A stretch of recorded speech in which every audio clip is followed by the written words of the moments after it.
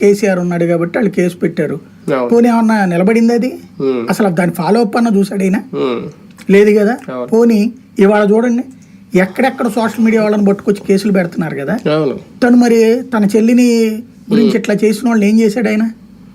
లేదా తన హయాంలో ఆ గీతాంజలి అనే అమ్మాయి చచ్చిపోవడానికి కారణమైనటువంటి దారుణమైనటువంటి వ్యాఖ్యలు ఏం జరిగిందని, భారతి గురించి ఎన్ని పెట్టినటువంటివి ఉన్నాయి, ఏం చేశాడని.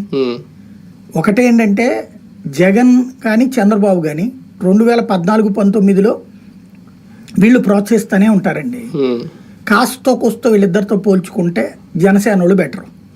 వాళ్ళలో వ్యక్తులు తప్పు చేస్తున్నారు కానీ ఆర్గనైజర్గా శతగ్ని వాళ్ళు ఇట్లాంటి బూత్ పోస్టులు పెట్టట్లేదు. అంటే మార్ఫింగ్ ఫోటోల్లో ఇట్లాగా వ్యక్తిత్వ హననానికి అంటే వ్యక్తిగతంగా డైరెక్ట్ గా మహిళల జోలికి పోవట్లేదు వాళ్ళ వరకు.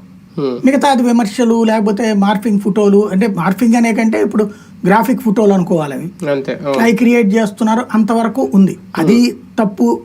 కానీ ఒకప్పుడు మనకి దాన్ని తప్పు అనలేము. ఎందుకంటే మీకు గుర్తుంటే TV9లో కానీ ఎన్టీవీలో కానీ ఐ న్యూస్ కానీ వీటిలో అప్పట్లో వచ్చే వార్తలు కొన్ని ఉండే గుర్తుందా, ముఖానికి మాస్క్లు వేసి డైరెక్ట్ గా.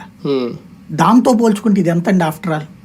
ఇప్పుడైతే వాళ్ళ మీద మరి ఇవాళ పెట్టిన ఈ కేసుల ప్రకారం చూస్తే అప్పుడు వాళ్ళ మీద ఛార్జ్ షీట్లు పెట్టాలేమో. ఇది